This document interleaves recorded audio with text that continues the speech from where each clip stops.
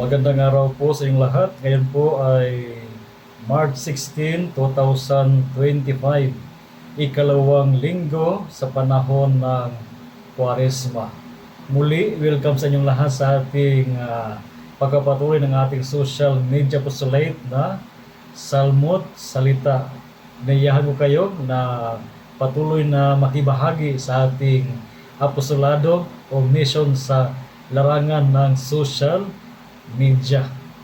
Mga kapatid, ang ating ebanghelyo ngayong ikalawang linggo sa panahon ng Kwaresma ay mula sa ebanghelyo ni San Lucas chapter 9 verses 28 to 36. Ang ebanghelyo sa ito ay patungkol sa pagbabagong anyo ng ating Panginoon, ang ating Panginoong Jesucristo. Kasama niya si Peter, John, and James. Sila ay pumaroon sa tuktok ng bundok. At doon sa bundok, samantala si Jesus ay nanalangin, ay nagbagong anyo ang kaniyang buong katawan. At sa oras na iyon ay nakita ng kanyang mga lagad si Moses at Elijah na nagkipag-usap kay Kristo at kanilang pinag-usapan ang patungkol sa nalalapit na pagkapagkasakit ng ating Panginoon.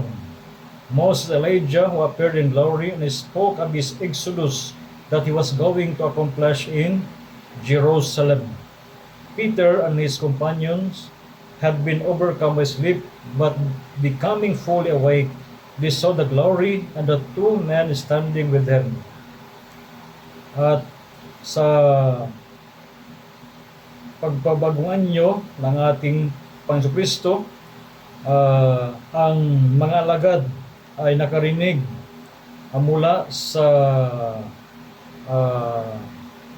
ulap mula sa taas at nagsabi, "This is my beloved Son, to whom I am well pleased. Listen to Him." Napakahalagang paalala mga kapatid para sa atin ngayong panahon ng Kwaresma. Ang pagbabagungan nyo ng ating Panginoon ay napakahalaga para sa mga alagad ng ating Panginoon. Ang karanasang iyon ay parang isang instrumento na palakasin ang mga sarili na kanyang mga alagad sa pagharap ng ating Panginoon sa kanyang pagkasakit at pagkamatay sa krus. At sila rin pinatikim ng kaluwalhatian ng ating Panginoon, ang kaluwalhatian na kanyang tatamuhin sa kanyang muling pagkabuhay. Sa ating linggo na nakaraan, during the first Sunday of Lent, tayo ay pinalahanan patungkol sa mga temptations na maaring ating makaharap o maranasan natin as we do our best to do the things that are necessary for us in order for us to prepare, maging handa tayo sa pagdiriwang ng Pasko ng muling pagkabuhay ng ating Panginoon. Tayo binibigyan ng babala at tayo ay ininyahan ng Panginoon na lagi tayo kumapit sa panalangin upang sa gayon na katulad niya ay malampasan natin ang lahat ng mga pagsubok sa buhay o mga balakid na maaring darating sa ating pagsusumikap na ihanda ang ating sarili ngayong panahon ng Kwaresma.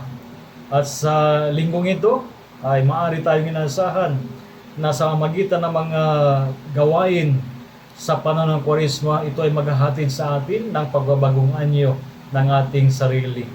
From our sinfulness to holiness, ang magiging mga anak muli ng ating Panginoon. At naway sa ating pagsusumikap na magpatuloy sa ating paglalakbay, our journey during this season of Lent, ay huwag nating kalimutan napakinggan ang ating Panginoon. This my beloved Son to whom I am well pleased, listen to Him. It's only by listening to Jesus, to His Word, that we will not be tayo ay hindi maliligaw, malilihis sa maaari nating dapat gawin ngayong panahon ng Kwaresma. So again, a blessed day sa inyong lahat at magpatuloy tayo sa ating mga dapat gawin ngayong panahon ng Kwaresma, ang ating panalangin, ang ating pag-ayuno at ang ating mga kawang gawa.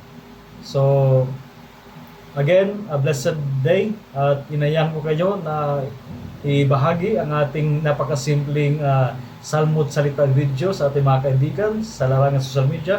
Let us make the Word of God viral. At of course, rest assured of my prayers for each one of you and for your family. So again, a blessed Sunday sa inyong lahat.